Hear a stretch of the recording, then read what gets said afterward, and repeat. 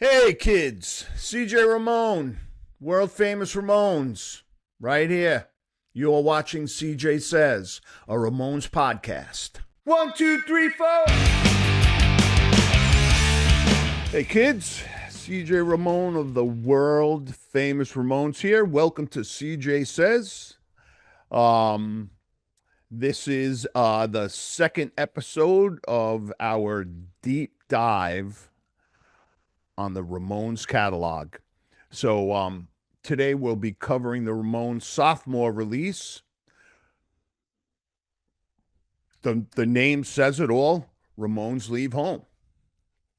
I am joined today with my producer and co-conspirator, Mr. Matt Stocks. Matt, how you doing? Doing great, brother. Good to see your face. Good to see the record on display as well.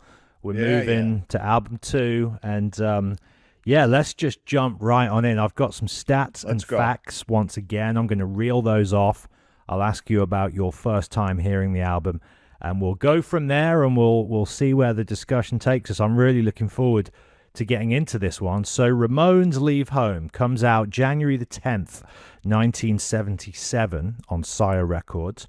It was recorded at Sun Dragon Studios in New York. It was produced by none other than Tony Bon Jovi, who is cousin of John Bon Jovi, a lesser-known fact, and also Tommy Ramone. So Tony and Tommy produced this record together.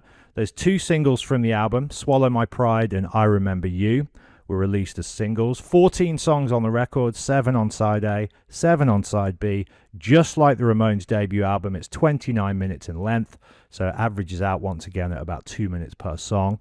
The budget for this one ever so slightly increased. Ramones was $6,400. Leave Home, $10,000. And it really goes to show, we'll talk about this in the episode, but just how much you can get out of a few extra grand if the right people are at the desk and know the band they're working with. Because I definitely think the sound of this album is notably more polished than the first.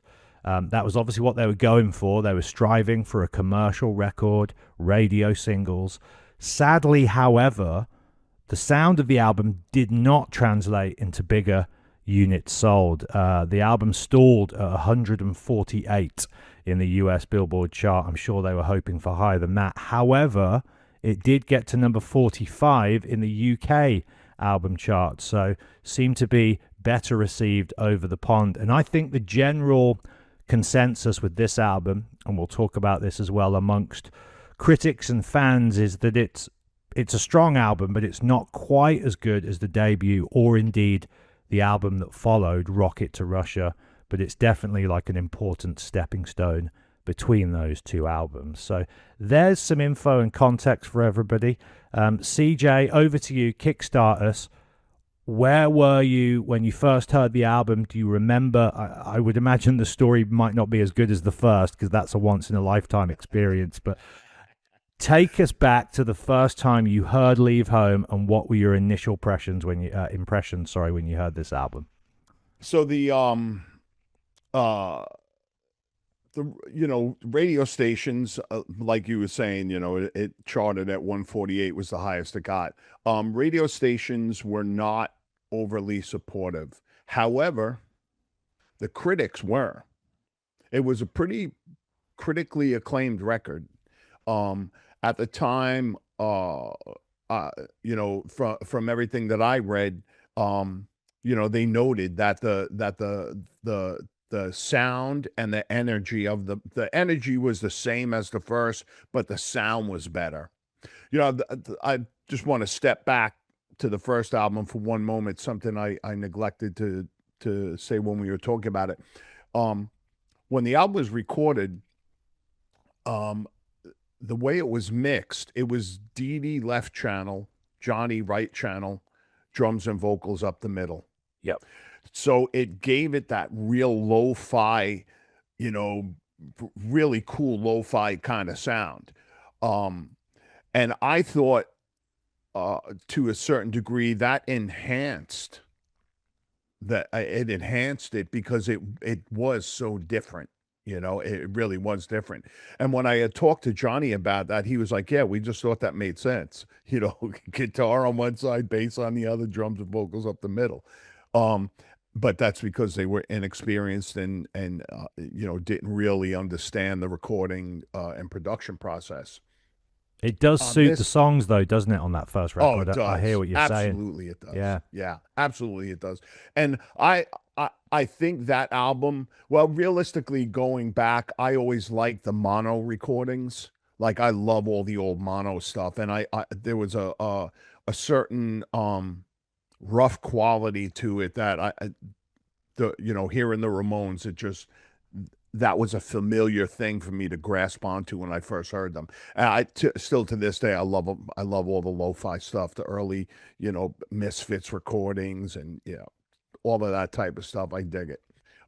But this one, um, not it was not as memorable to me as the first one. Um, I think the first time I heard it was actually on radio in New York. Um, I can't remember the DJ's name, but there was a DJ in New York who was on one of the New York stations. It might have been LIR, but there was one DJ who was a big Ramones fan, and the first song I heard was "I'm Against It." I think that was it. Was that the first single? Is that what No, you said the the first two single was? singles was "Swallow My Pride" and "I Remember You." Swallow My Pride. Yeah, Sorry, Swallow My Pride.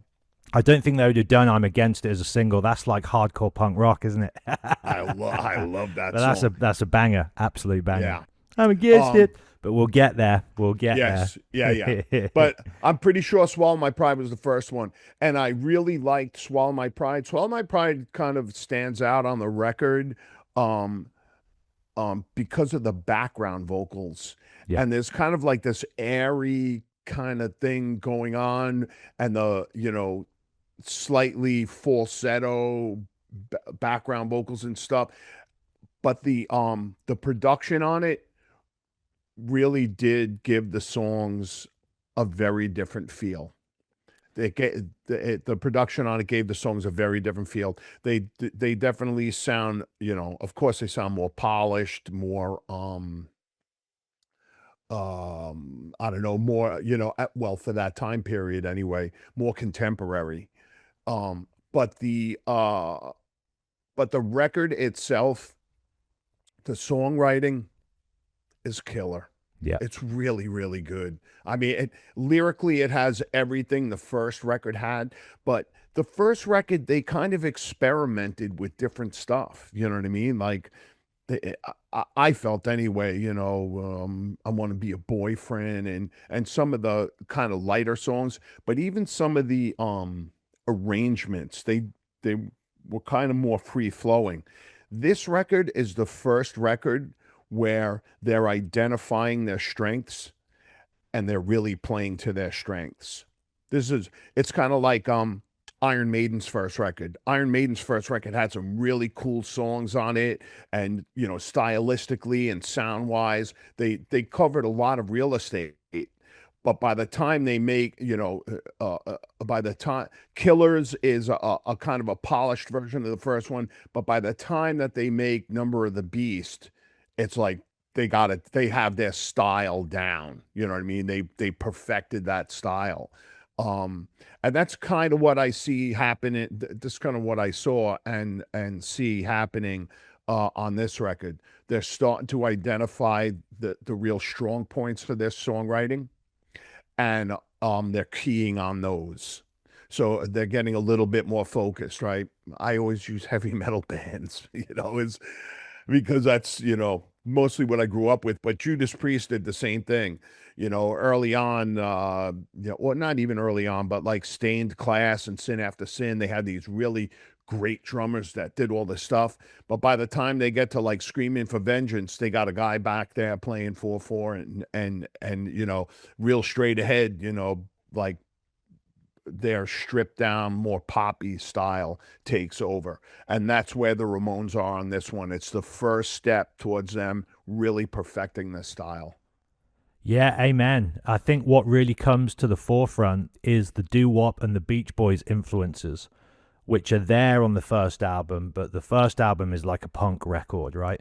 This, for me, is the most Beach Boys esque they ever sounded on album, and the arrangements and the harmonies and the even the song structures and some of the breakdowns, like it's just full on. They're leaning into those influences. They're giving it that sheen and that gloss. And for me, it's the sound of a band, and I guess this ties in with the title, Leave Home. It's the sound of a band striving for worldwide success. It's like, right, we've conquered New York, we've killed it back home, we've established our turf, and now let's get out there, let's take this sound to the world, and let's show them what we're made of. And, I think we'll get into it as we go through the songs, but like the first single, Swallow My Pride, the genius of the Ramones is like, we're going to spend this time crafting this pop record, try and go for commercial success, but the first single is going to be a dig at the record industry and like and how you really have to literally swallow your pride to get by in this business. Like, hilarious. And so they've not sold out because they've retained their aesthetic and their message and their humor. All they've done is tried to present it in a more palatable format. I could see, I could totally see the record company being like, "You want to be pop stars? We got to clean up your image. You got to, tame your lyrics a little bit. You know, keep the sounds of the record a little bit more poppy. Um, and they were still convinced at that point. Yeah, well, probably they were not even convinced. They were charging forward to try to become a pop band. They really they were looking for that million seller, cover of Teen Beat magazine, pop band kind of thing. Uh, but that is just not in the cards for the Ramones. That's just not gonna happen. It was never gonna happen. Um, which of course I become aware of later on. But on this record, I think that's exactly what they were striving for. Yeah, God bless them. And the big albums that year, 77, it's, I think, important to sort of point out here as well. By the time Ramones have put out two albums, bands like The Damned, The Clash, The Sex Pistols are yet to put out one. So they really are. They're leading the charge with this Yeah, new wave, as it was then, I guess, commonly called, because punk yeah. hadn't yet gripped the world in its frenzy. The rest of those bands were still 6, 7, 8 months away from releasing their debuts. Bam, the Ramones have done two. And then the other kind of big records of that era, production was going up a notch in terms of the polish, and Fleetwood Mac Rumours is one of the biggest albums of that year. Meatloaf, Bat Out of Hell is a massive album that year. And the big one, which you'll be able to relate to as a New Yorker, is the Saturday Night Fever soundtrack. Oh That's yeah. everywhere in Yep. 1977. It's inescapable. Yep. And then on the cool art end of the rock spectrum, both David Bowie and Iggy Pop put out two each of their best and the best albums ever in that year. Bowie puts out Low and Heroes, and Iggy puts out The Idiot and Lust for Life. So those guys, whatever they were up to in Berlin, those creative juices were flowing. Um, and I just think that this record is part of that evolution, right, of techniques. Obviously, the Ramones at this point are not quite with the budget to go all out in the studio and really kind of push it sonically, but I think it is a reflection of them trying to compete. Would you say that's the case with some of these more massive commercial acts? And that's reflected in the more fine-tuned production and arrangements on the album. I don't know if they were actually trying to compete. Um, uh, Mostly because they were, um, they they Were they trying to compete? That's a good question. To me, there was nobody else around like them, but the I think the movement that was happening at that point um was we have to just blow things up and start over again. Yeah. Like we just have to like wreck it and start all over again. Musically, that's to me that's really what gave birth to all the music that came out of New York at that time period. We talk about them every episode, but Blondie and the Talking Heads and all of that stuff was kind of a deconstruction of musical styles and a rebuilding of it. And so I guess in that um in that way, maybe there was some kind of competition going on there. But I think they were really just kind of being themselves. You know what I mean? Yeah. Like I think they were so odd. Like I don't know if you've ever seen the documentary where um they talk about how they used to get fully dressed up and go and hang out near the apartment buildings where they lived, where they were all from. They used to get like fully dressed up, like decked out just to go stand on the corner. You know what I mean? Just to go and hang out. Like I think they lived for the most part in a bubble and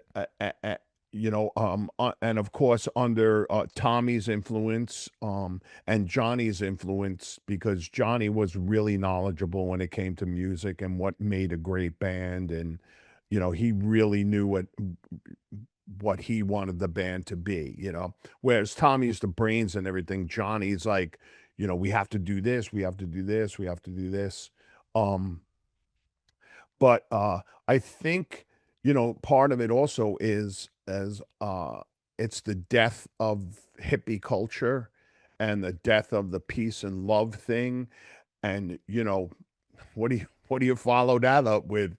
You follow it up with nihilism and craziness, But which is kind of what David Bowie did and Iggy did. But the Ramones did it just in a such an odd way using using pop music and like weird stuff from movies and all of that. They just did it in a much different way than the rest of the guys did. Yeah, in the way they The only Ramones are knew like how. pop culture. I think that's what I'm trying to say. The Ramones really come out of pop culture, right? They're born out of pop culture.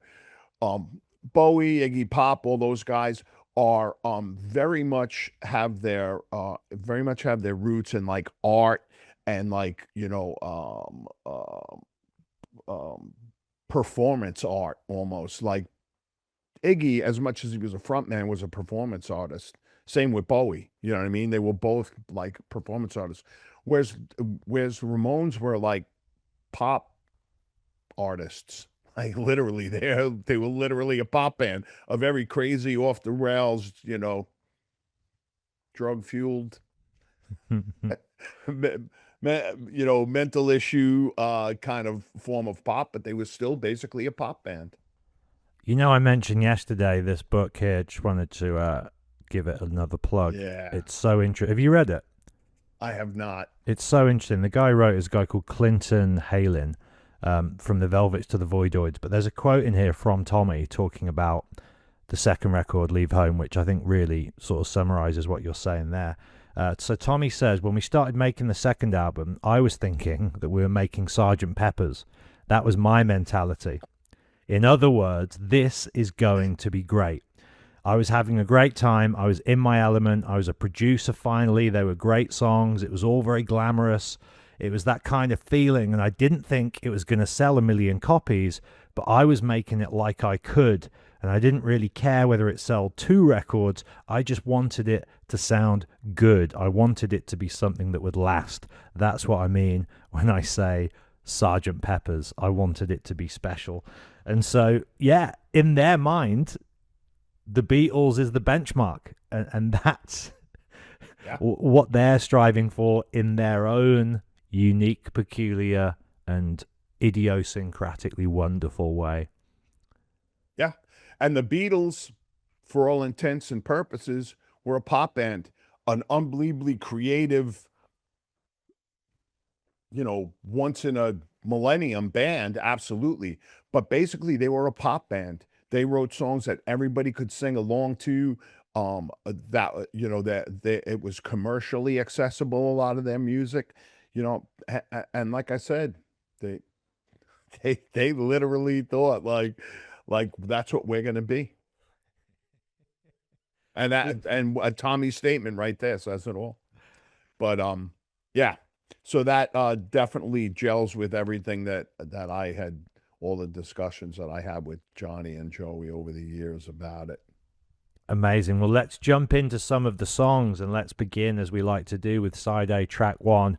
I'd love some inside scoops on the behind the scenes, real life inspiration behind this song. Glad to see you go.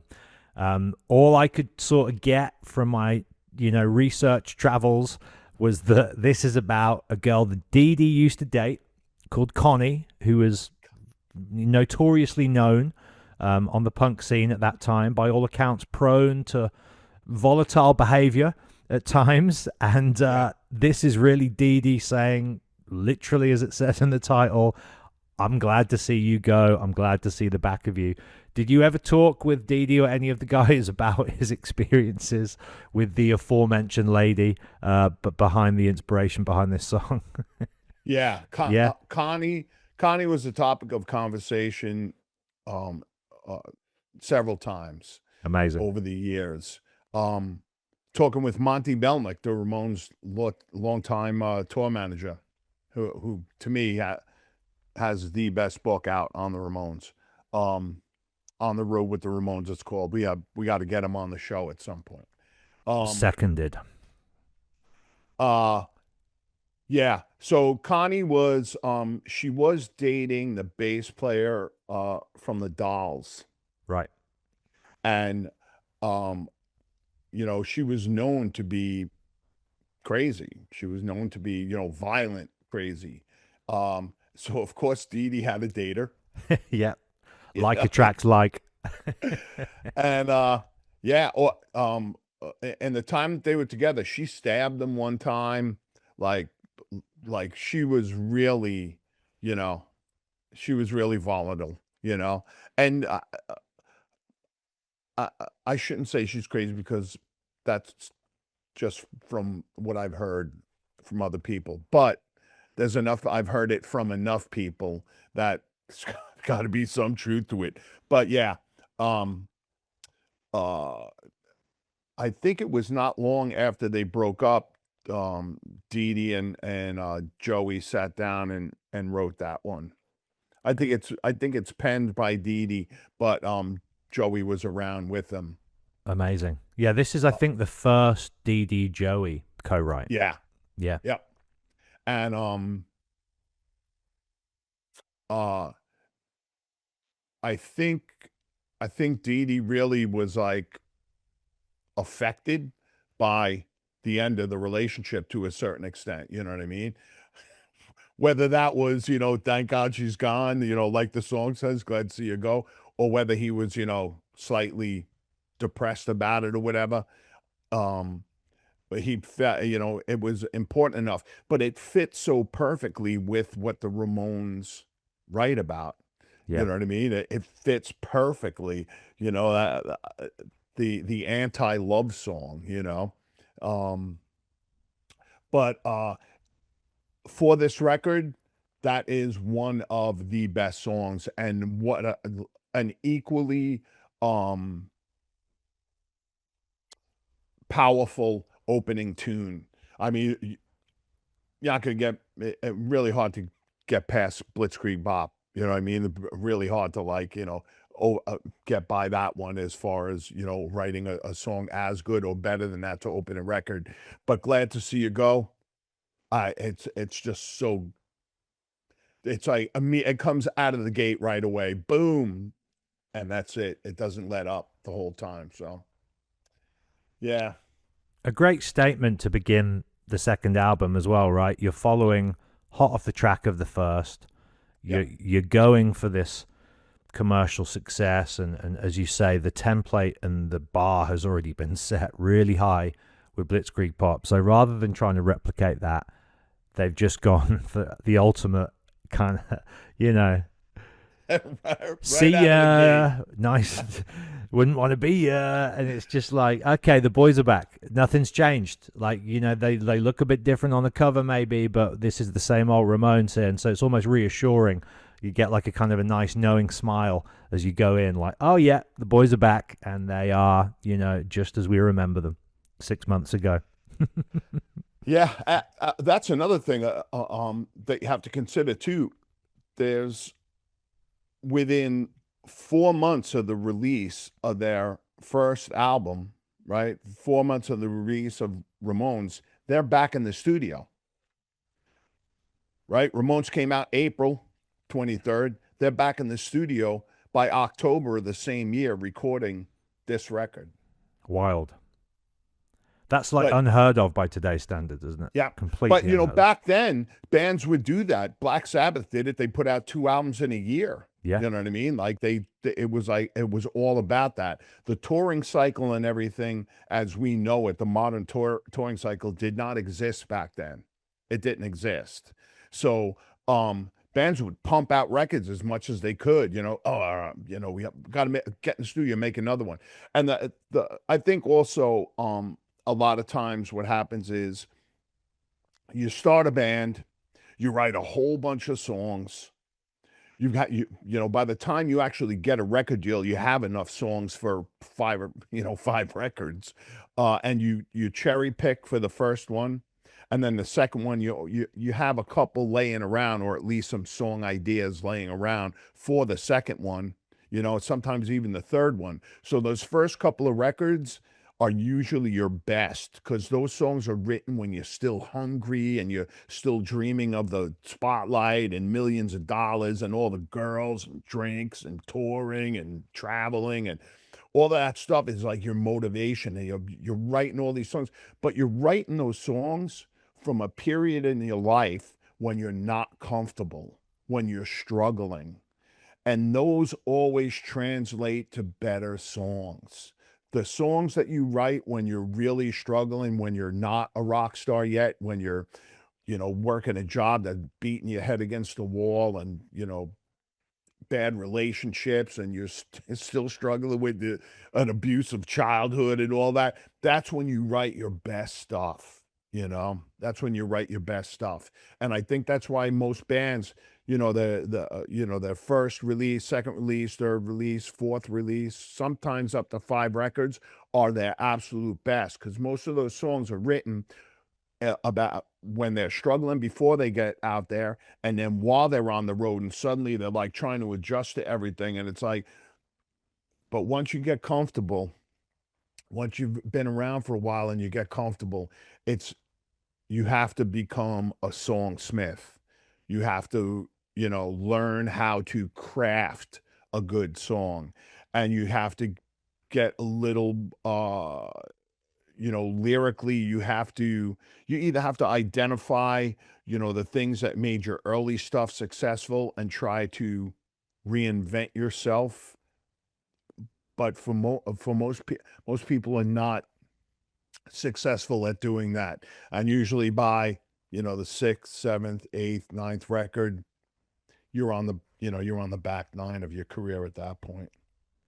Yeah, several artists must have gone insane over the years with the pursuit of that, of trying Oh, to recapture the early magic, figure out what it was, rewrite it from an older perspective. Like, you're just in your own head and trying to analyze your own work. You're so close to the source.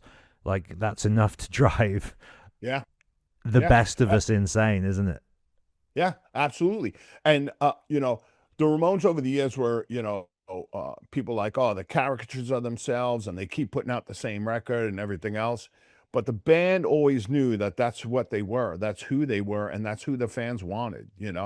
That later on, Joey, definitely branched off and wrote some songs that were uh unlike anything the Ramones had done before. But for the most part, the band just kind of kept doing it, and the only thing that really changed was production, Yeah. so. But this album, yeah, this album, like I said, this album is where they're starting to sharpen their knives. They're really they're they're working on perfecting their songwriting style, and really kind of driving home that rock and roll kind of nice. Uh, that I love Tommy as a drummer because he played with a little bit of swing. Mm-hmm. The Tommy records are my favorite records. They're absolutely my favorite records. Um, because his drumming style, he just had such a cool feel to it. And on this record, the first record, I don't think he stands out that much, but on this record, his drumming, uh, I was like, oh man, I really like the drums. You know what I mean? It's not it's not a common thing for me until later on after I started playing bass. Once I started playing bass, I focus on drummers from Jump. Sometimes it's the first thing I listen to in music. But this record, I was like, wow, I really like the way the drums sound on this. And the drums are a little bit more upfront on this record. But that's balance overall. I think overall there's a much better balance to the sounds on the records. Yeah, it's such a playable, listenable, enjoyable album. Track two, Gimme Gimme Shock Treatment, the first over ode to mental health or mental illness. And again, I love the thinking. Right, boys, we're going to go in the studio. We're going to make a pop album with the Beatles. They're going to love us. They're going to play us on the radio. Song two, Gimme Gimme Shock Treatment, like a celebration of cruel, violent psychotherapy and embracing it and loving it. And just such a funny song and a brilliant tune. A Dee Dee and Johnny co-write, and just the charm of the Ramones is still right there, right out the gate.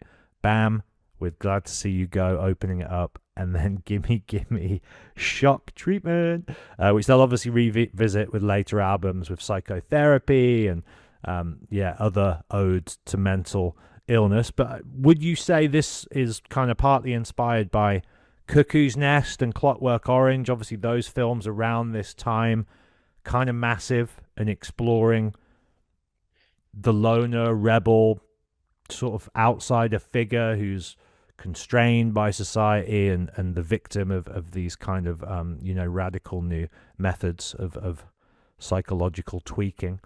Do you ever Yeah. chat to the guys about the influence of those movies on them? Yep, absolutely. And over the years, I mean, they literally wore it on their shirts. You know what I mean? Like the shirts they wore live. You would see Johnny would wear a Clockwork Orange shirt or a Texas Chainsaw Massacre shirt. They literally, like we said before, the Ramones were influenced by all pop culture, including cinema. Cinema had a big thing to do with it. But this is a funny comment, um, but told to me by Johnny Ramone. Led Zeppelin, communication breakdown. That's where Johnny picked his style off from. The strumming at the start of the tune. Yep. Yeah. You can totally hear it. That the whole thing, it's like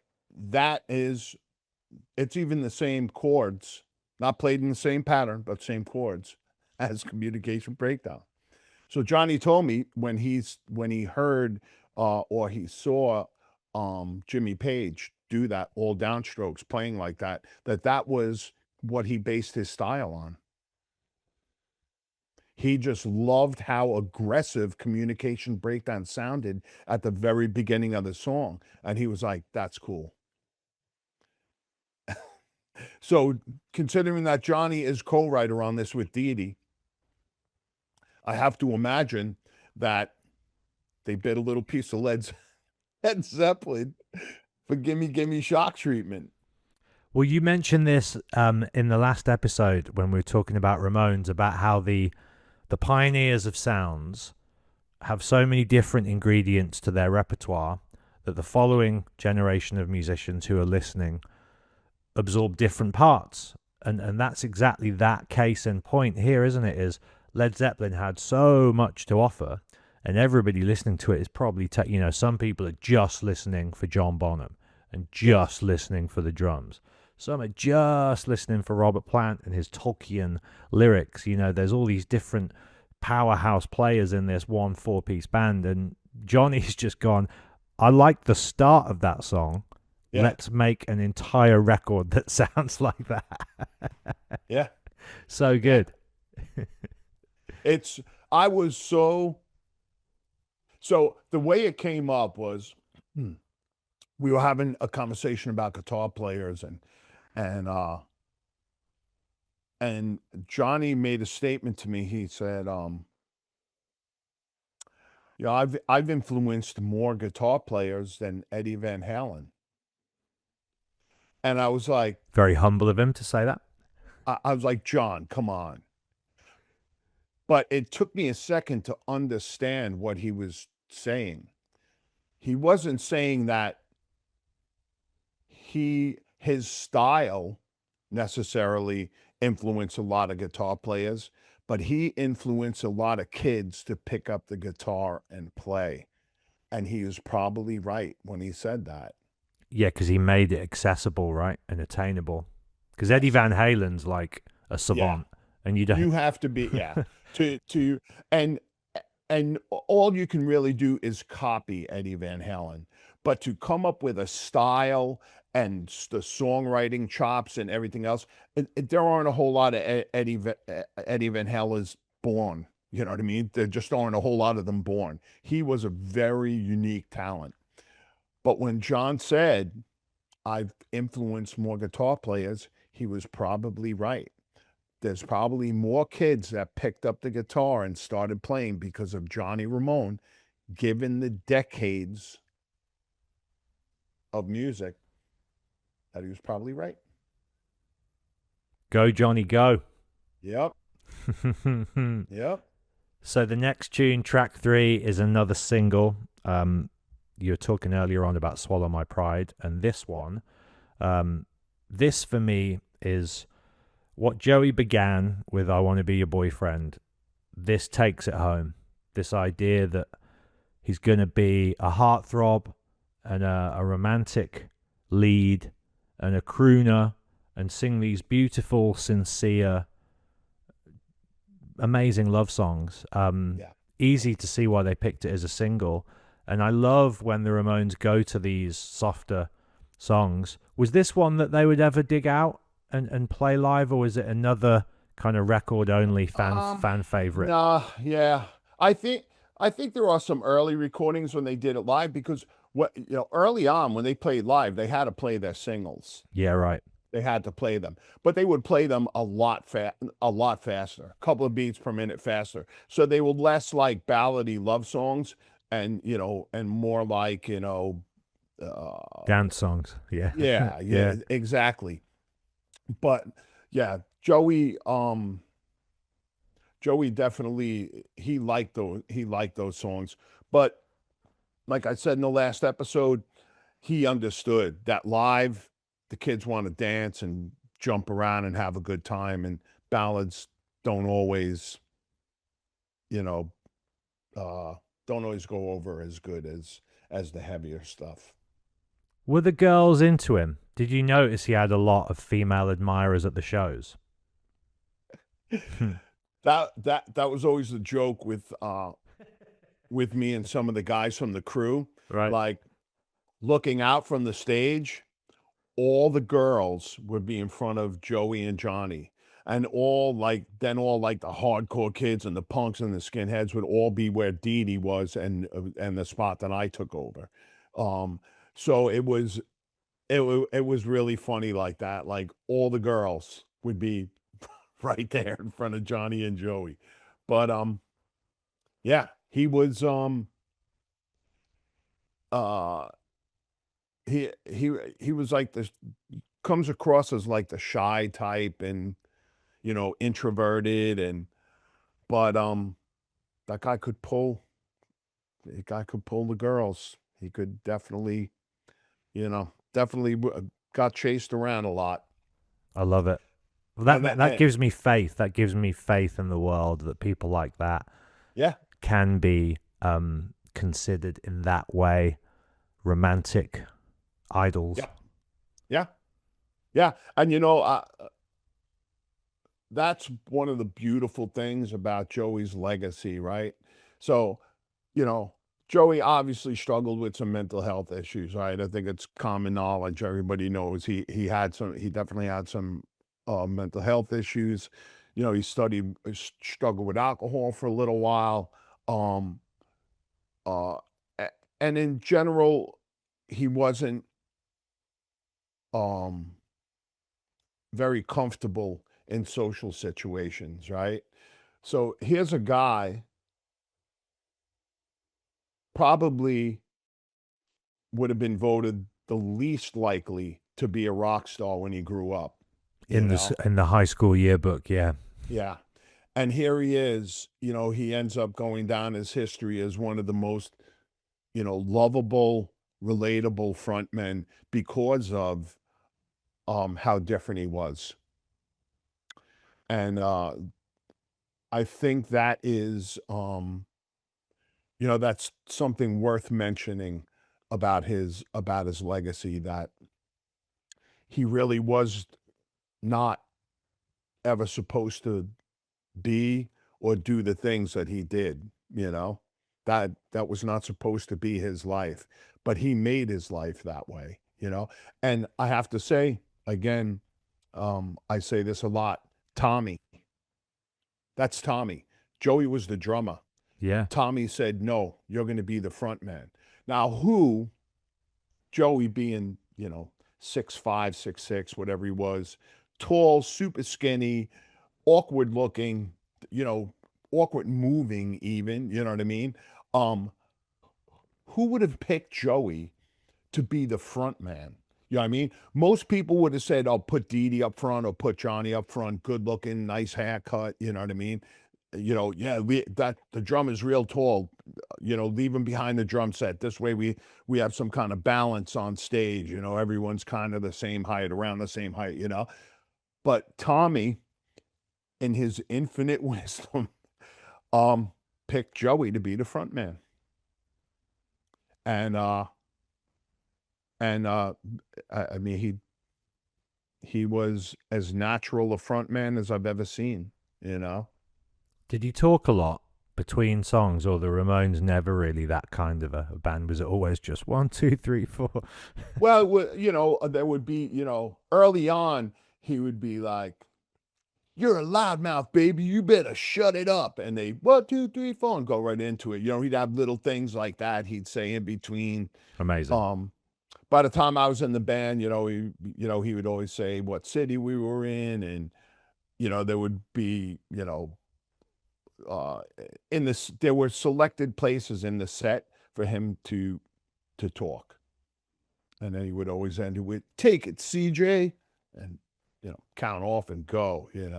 Which I got to tell you, the first time I heard that on stage, I went numb. You know what I mean? After years of hearing, "Take it, Dee Dee," and then to be up on stage and hear, "Take it, CJ," it was like, I literally just went numb, like, oh my God. It just, because I was so focused early on with being in the moment, remembering the songs, I didn't take time to like think about that, but getting ahead of myself. No, dude, this is exactly the stuff we want to hear. Yeah. And yeah, that's really heartwarming. Did you do the count offs from when you joined the band then? Did that become part of your shtick on stage? Because obviously DD, sorry, was the guy who used to do it. Did you become the 1, 2, 3, 4 guy? That was my job. I sang Warthog, when I first got into the band. when we were doing the rehearsals, I had to practice counting off the 1, 2, 3, 4 because there was an odd thing about the count offs. The speed of the count off never matched the actual speed of the song, and and on top of it, there was a pause in between the 4 and when we actually came in. So it would be like 1, 2, 3, 4. Like there was always this little pause. And I'm glad that I saw the Ramones as many times as I had before I went, because a lot of that stuff, including when to walk to the front and when to walk back and, the stage movements, from seeing them, that stuff was already intuitive to me. I already knew that. So, yeah, yeah, that's No for sure. better, no better role really than being the count guy in Oh, Ramones. yeah, That's iconic. Obviously being the bassist is good too. yeah, But getting to do the 1, 2, 3, 4, that's the stuff that childhood dreams are really made of. And as you say, the first time the gauntlet is thrown to you, just yeah, what a moment, and yeah. many many more to follow. Track 4, talking to 1, 2, 3, 4. Track 4 on Leave Home is another Joey love song, and a real doo-wop song, really. Like, absolutely, he's just like, here's our influences up front.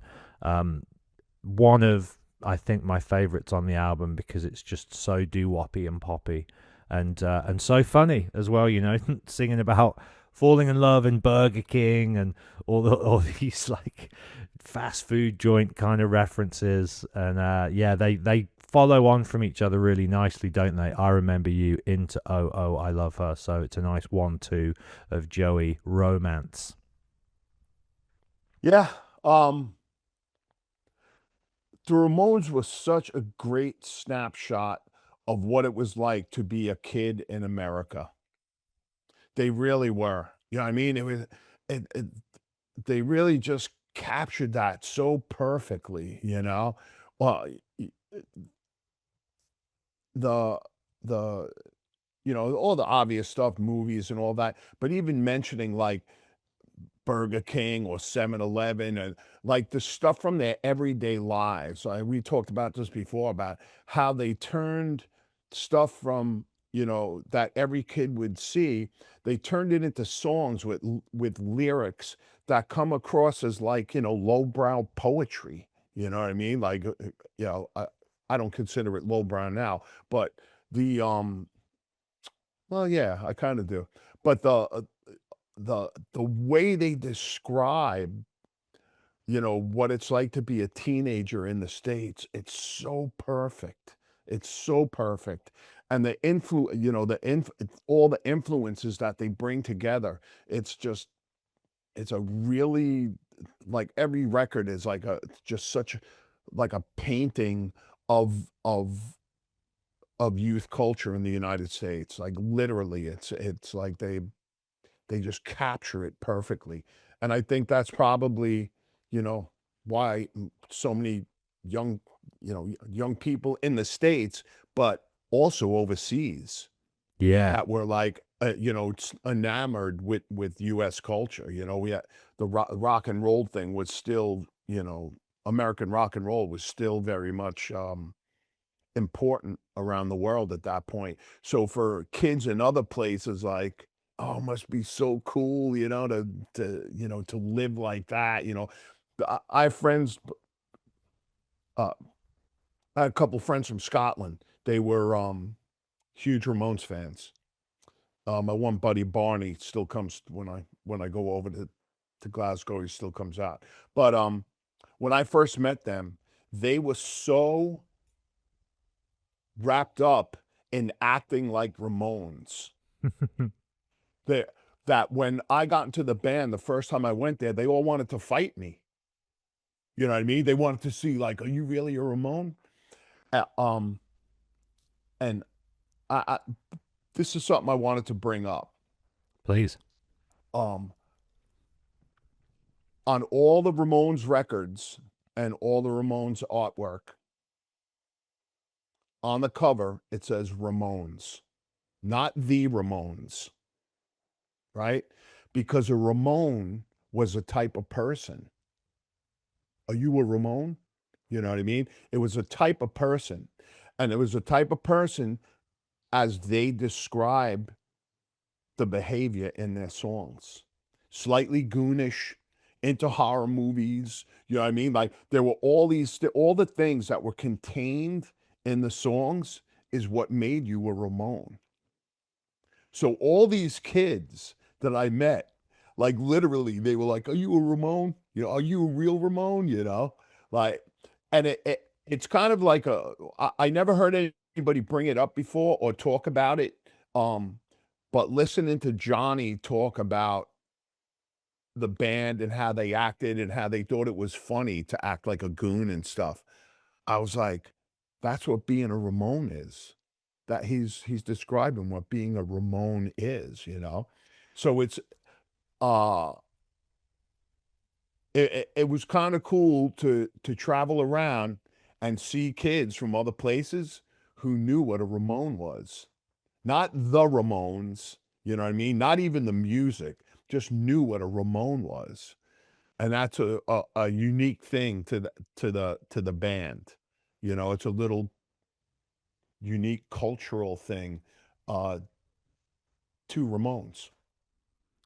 Yeah, well, I think what they did was they sold that culture to an international audience in a way, and we've sort of skirted around this, but we haven't directly said this, and you can share your thoughts on what I'm about to say. But I feel like they were the first band in about 15, maybe even 20 years that resold American culture back to the international market in the way that Elvis and James Dean and Brando and all of those guys had done in the mid 50s.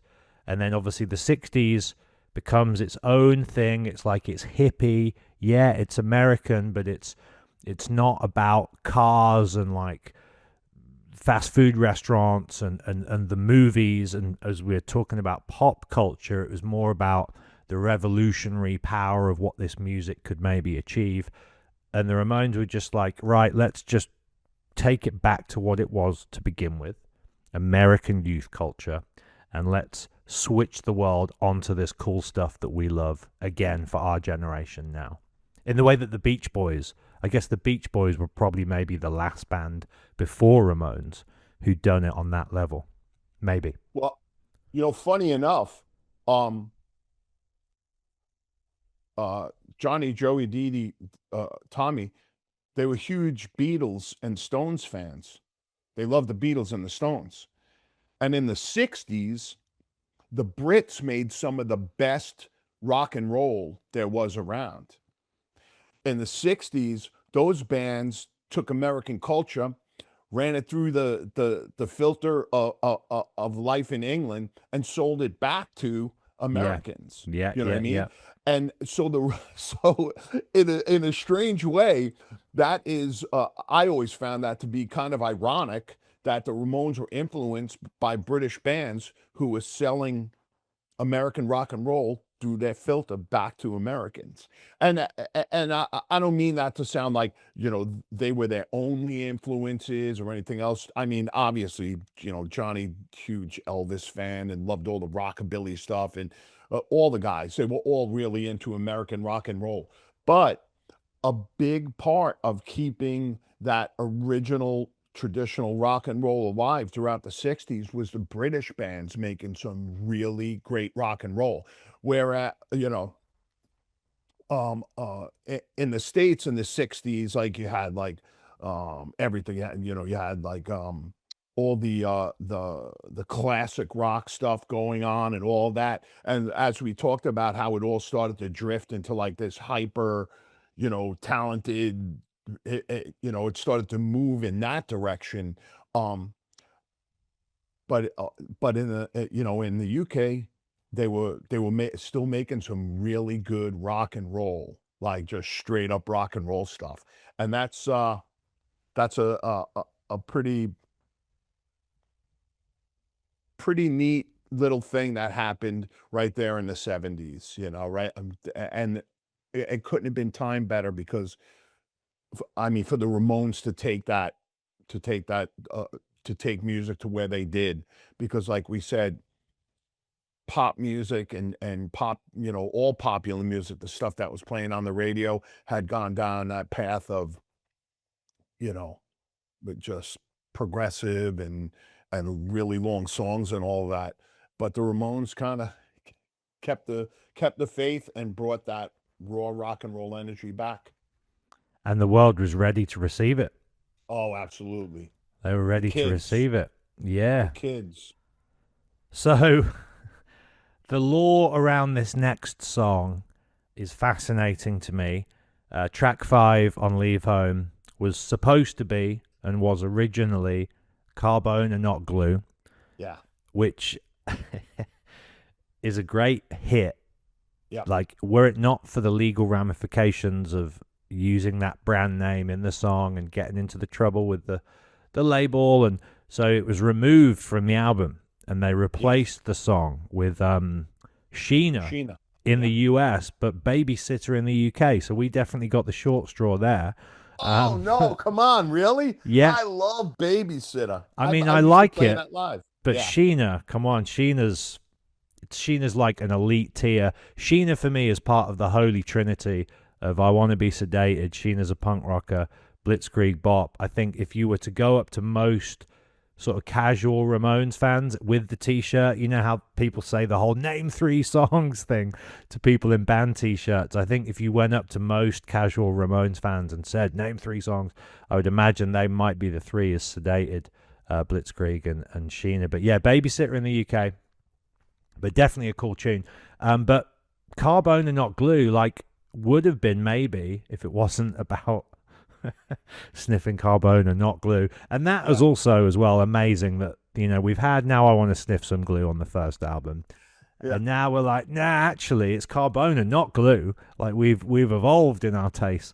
And so yeah, tell me everything that you came to learn about what happened with this tune, because it wasn't actually available either for like years, right? Yeah.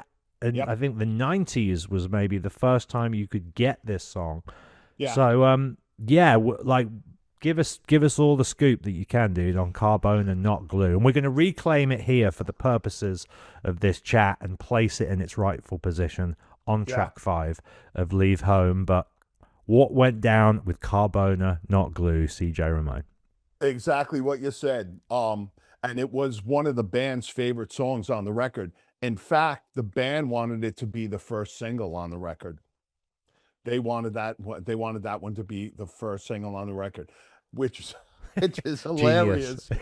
That is like a perfect example of like I said, of them living in the Ramones bubble. You know what I mean? Like, yeah, yeah, that's a good song. That should be the single. Um, but yeah, that was a favorite of the band.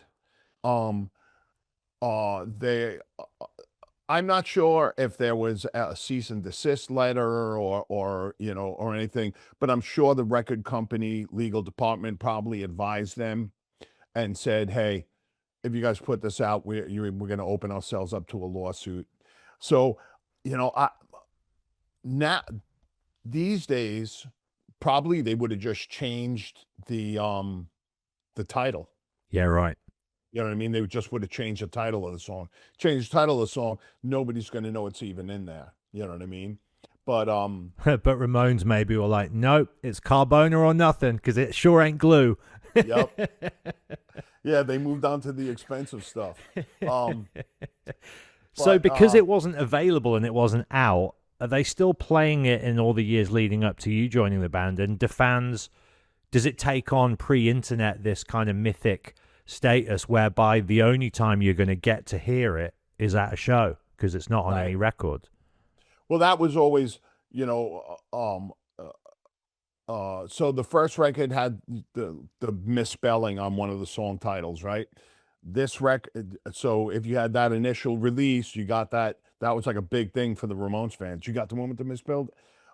So this record then became, you got the one with Carbona Not Glue, So it's almost like by default they were building you know, there's like a little bit of the legend Yeah. with every record for that type of thing, you know. Um, but I think I had requested. I used to request an oddball song in the set every once in a while, and I got some of them in there over the years. I got Johnny to actually uh, play some of them. But we did actually do Carbona Not Glue at one point. I think it was just a one-off one night. You know, I said I had been talking to John in between tours, like I really want to play that song live, and he was like, um, "We'll see. We'll have to try it at soundcheck."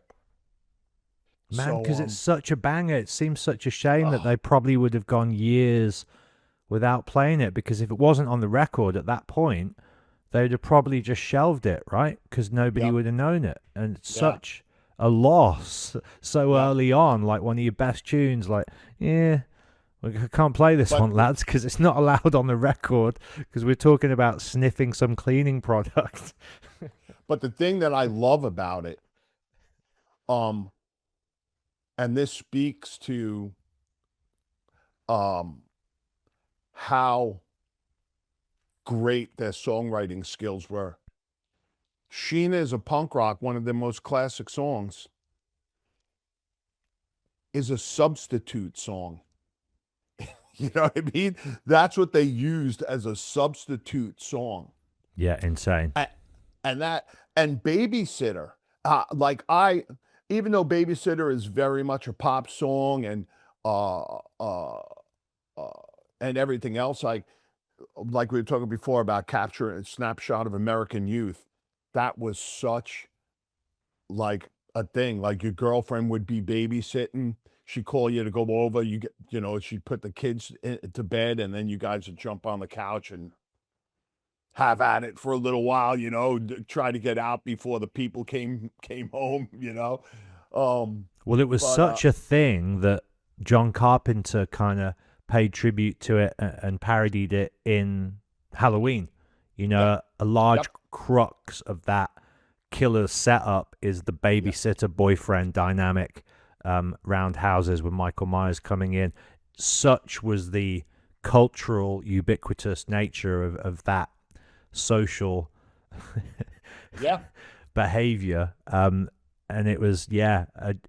I also had a crush on so many of my babysitters as well. Like, if you didn't have a girlfriend old enough who was a babysitter, you're the generation younger, you Yeah. definitely probably had a crush on your babysitter, right? Yep. So it works on dual Everybody. levels. The 12-year-old can get into it, the 8-year-old can get into it, like Yep.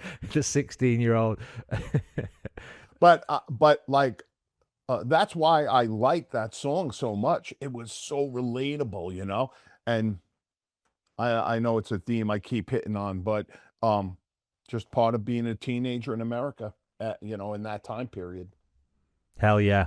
Yeah, and the Ramones, better than any other band, I think, soundtracked it and packaged it up to be received and enjoyed by a whole new generation. And sequels sort of become the theme running through the second album, I think, as well. A lot of these songs, they're paying direct tribute to their own catalog already. So album 2, less than a year after the first, they're already mythologizing and mining their own material. Now, some people who are less generous and more cynical might say that's lazy, they've run out of ideas, but I totally disagree with that.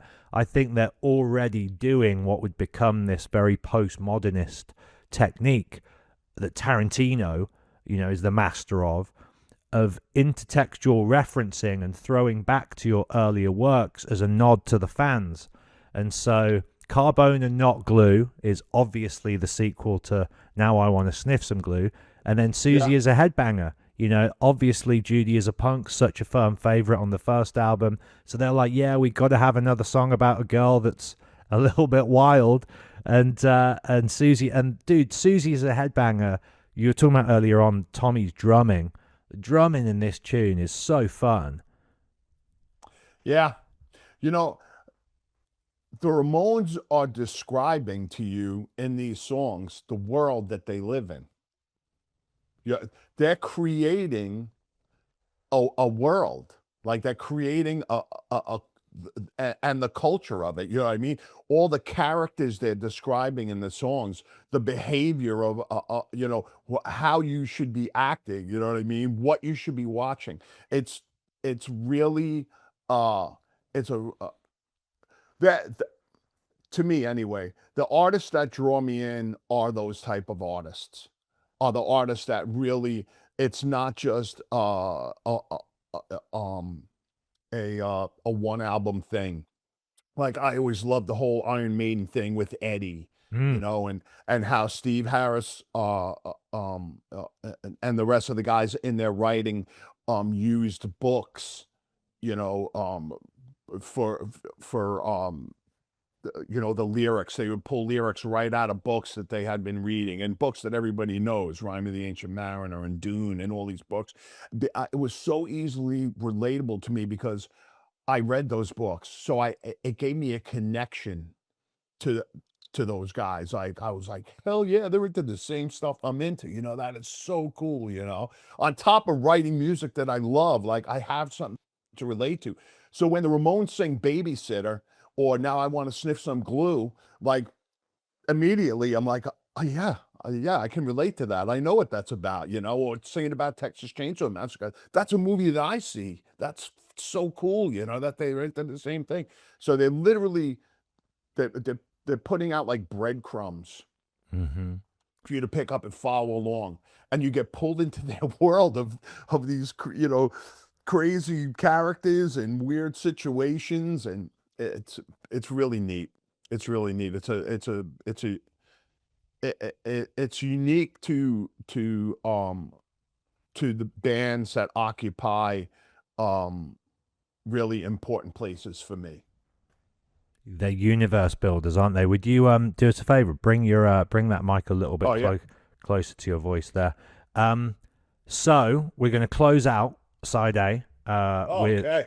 with man, what what an anthem this song is. What a way. So I think first of all, tell me your thoughts. Side A of Leave Home, I think, is wall to wall classic Ramones. For me, there's not a single skippable song on the entire first record. First record, top to bottom, is just classic. And for side A, I could happily listen to this whole side song for song all the way Yeah. through, over and over, without skipping anything. I think it's fine, top tier quality songwriting, and they've saved in many ways the best for last because Pinhead, it's just such an avant-garde, interesting, weird. Obviously it would take on such an importance in the Ramones legacy and with the fan base, inspired by the film Freaks, which is brilliant. And the terminology, even just like to call a song Pinhead and to have Gabba Gabba Hey, we accept you, one of us.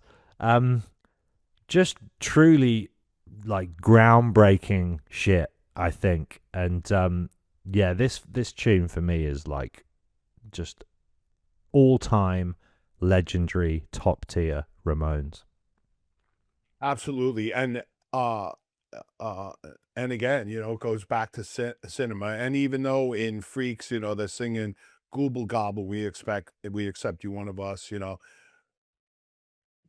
The Ramones in their inimitable style, make it their own, and they find a way to make it even sound even crazier than it does in the movie.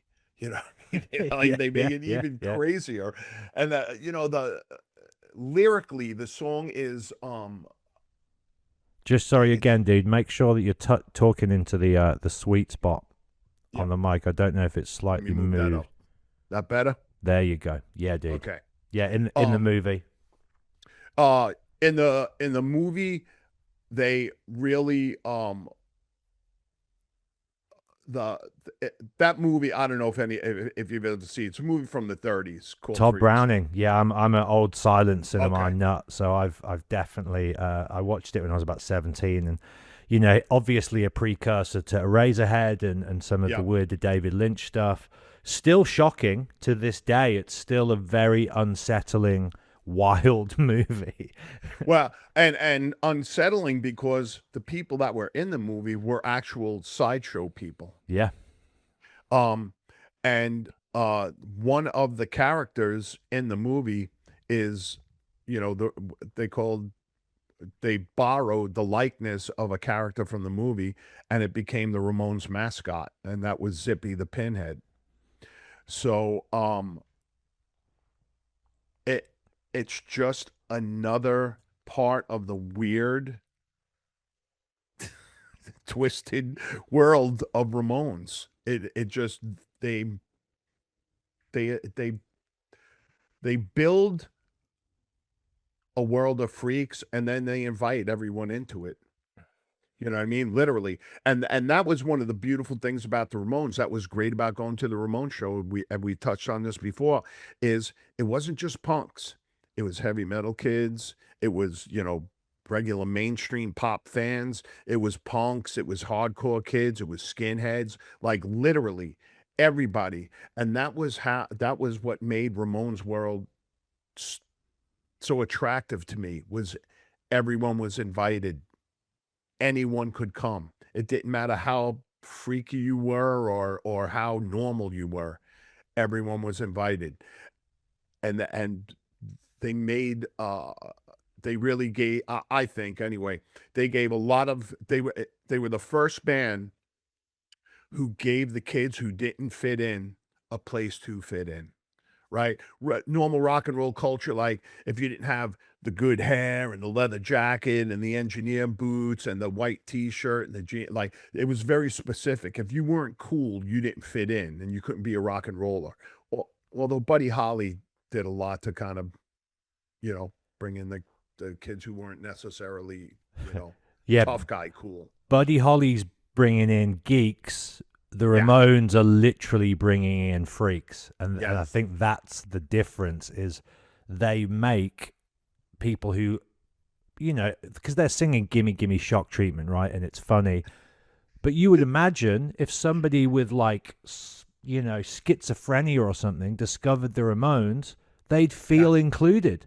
They'd Absolutely. genuinely feel like here is finally a band that speaks to Absolutely. them. The same with Pinhead, as outrageous as it is, exactly what you're saying. They make it okay to not just be a bit weird or a bit different, to be like, really out there, outside of society and what's generally accepted in any form of culture, be it underground or mainstream. They're going, no, this is an open door policy. The weirder the better. You're all welcome. Come on in, and we're going to take you for a ride. Yeah. And I don't think I don't think, there was a band, at least not a pop band, who had done that before. Or again, maybe since, truly, on Yeah. on that level, a lot of people now, I think, dine out on that idea of, yeah, come on, all the freaks, fly your freak flag high. But a lot of Yeah. these people who are saying this look beautiful, and Yeah. just Yeah. know that that's a surefire way of cashing in, cynically on an audience that need a place to belong. But the Ramones, they walked the walk, they talked the talk, they lived the life, and they stuck to their guns, didn't they? At least still at this early stage in their career, and probably arguably until the end as well, which you were there for, you can attest to. But yeah, the real deal. It's uh closing out the first I mean, I would have picked that song for a final song on the record. Like Yeah. that song to me is good enough for it to be a final song.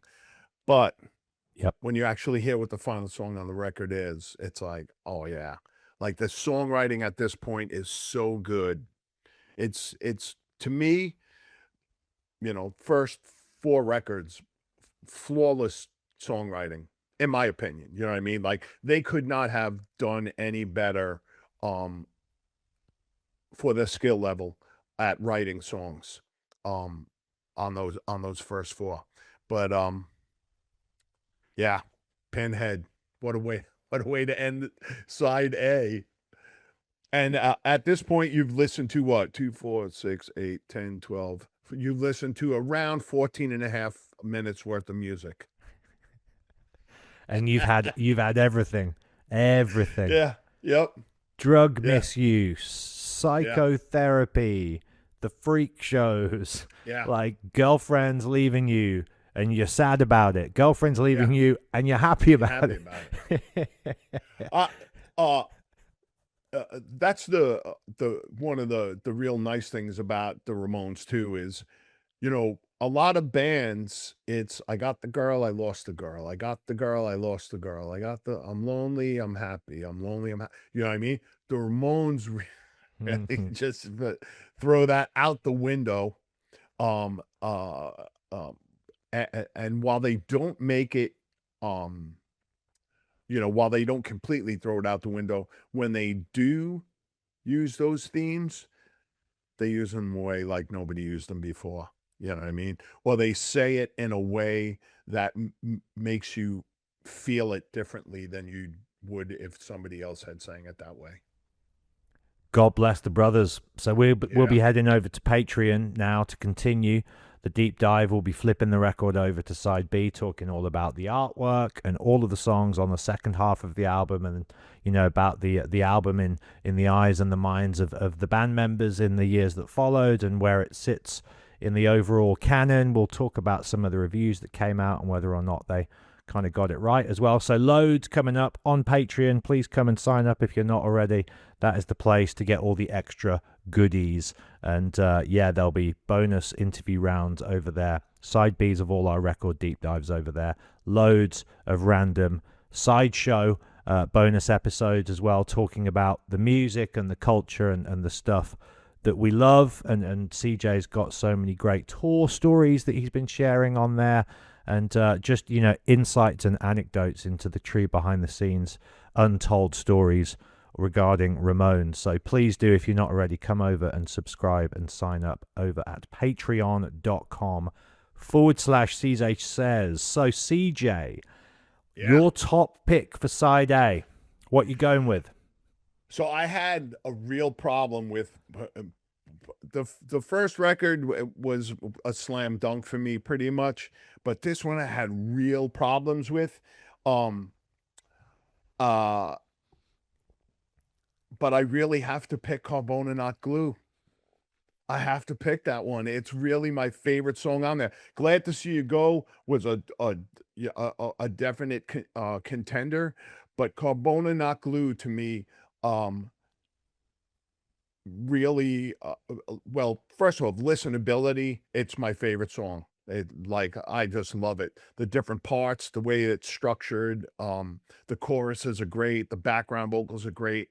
But it's the subject matter that is so unmistakably Ramones that I had to pick Carbona Not Glue. Well, it's nice to reclaim that song after so many years off the record as well. If you're going Carbona, I'm going Pinhead. Just have to get it in there. And so, Carbona Not Glue for CJ and Pinhead for me. And we'll be doing this with every side of the album, picking our one favorite song and building an ongoing playlist, which at the end of the whole discography deep dive we'll share. And we're obviously encouraging everybody who's listening to do the same and build these massive retrospective Ramones playlists with us. So make a note of what your side A selection will be, boys and girls, and hopefully see you over on Patreon for side B of Leave Home. CJ, as far as sophomore records go, it's way up there, isn't it? There's no sophomore slump here as far as I'm concerned. Not at all. Great songwriting, great lyrics. But meet us over at Patreon. Continue the discussion. Sound checks at 5:02. Record stores and interviews. Oh, but I can't wait to be with you tomorrow. All right, guys, that was side A of our deep dive series. If you're interested in hearing Matt and I's review on side B, head over to patreon.com/CJ Says. We hope to see you guys on the next one.